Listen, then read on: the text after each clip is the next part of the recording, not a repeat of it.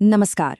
जरा सोचिए एक ऐसे एनर्जी सोर्स के बारे में जो भारत को सदियों तक, जी हाँ, सदियों तक बिजली दे सके। और कमाल की बात यह है कि उसका ईंधन भारत के अपने ही समुद्री किनारों पर बिखरा पड़ा है।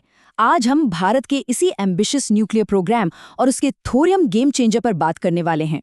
अब सवाल ये उठता है कि जब आपके पास दुनिया का सिर्फ 1 या 2% यूरेनियम हो, तो आप सदियों तक चलने वाली एनर्जी सिक्योरिटी का प्लान कैसे बना सकते हैं?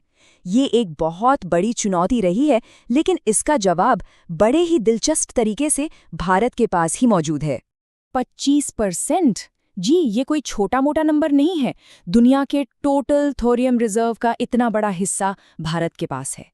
और यही वो खजाना है जो भारत के लिए असल एनर्जी इंडिपेंडेंस का दरवाज़ा खोल सकता है। चलिए समझते हैं कि कैसे।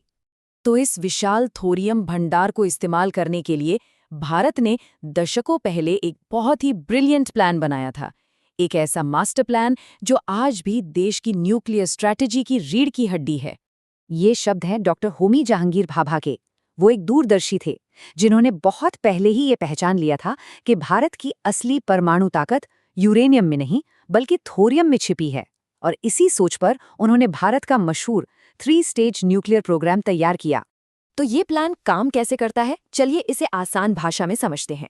स्टेज 1, हम अपनी सीमित नेचुरल यूरेनियम से बिजली बनाते हैं और इस प्रोसेस में हमें एक बाय प्रोडक्ट मिलता है, प्लूटोनियम।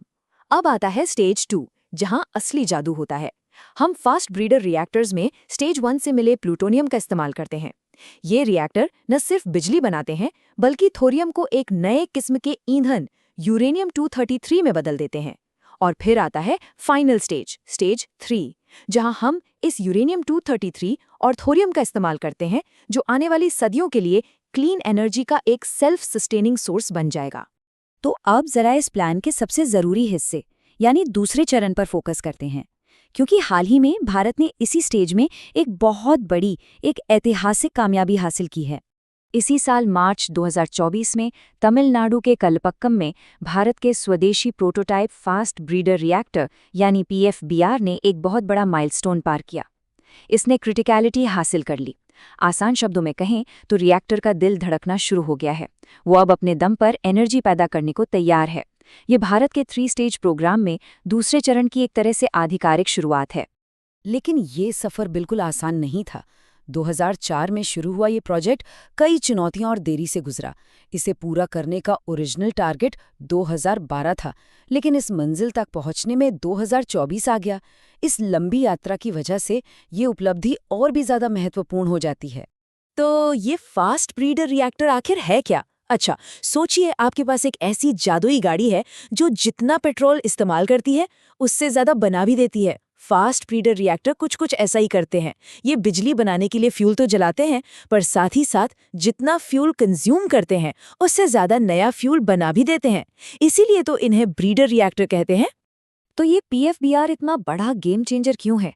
देखिए, एक तो ये न्यूक्लियर वेस्ट की प्रॉब्लम को कम करता है, क्योंकि ये स्टेज 1 के खर्च हो चुके ईंधन को ही दोबारा इस्तेमाल कर लेता है। दूसरा, जैसा हमने कहा, ये फ्यूल पैदा करता है, खत्म नहीं। और सबसे ज़रूरी बात, ये हमारे थोरियम वाले सपने यानी स्टेज 3 तक पहुंचने के लिए एक पुल का काम करता है। इस कामयाबी के साथ भारत रूस के बाद दुनिया का सिर्फ दूसरा देश बन गया है जो इस एडवांस टेक्नोलॉजी को कमर्शियली ऑपरेट कर रहा है। जरा इस रिएक्टर की जटिलता देखिए। ये कोई मामूली मशीन नहीं है।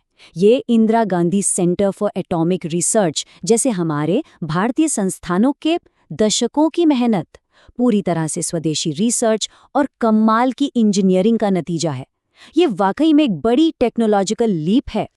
तो इस पूरी मेहनत का, इस पूरी स्ट्रैटेजी का आखिरी मकसद क्या है?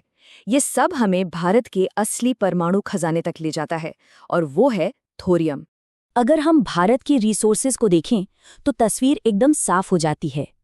एक तरफ हमारे पास दुनिया का सिर्फ 1-2% यूरेनियम है, दूसरी तरफ हमारे पास दुनिया का लगभग 25% थोरियम है।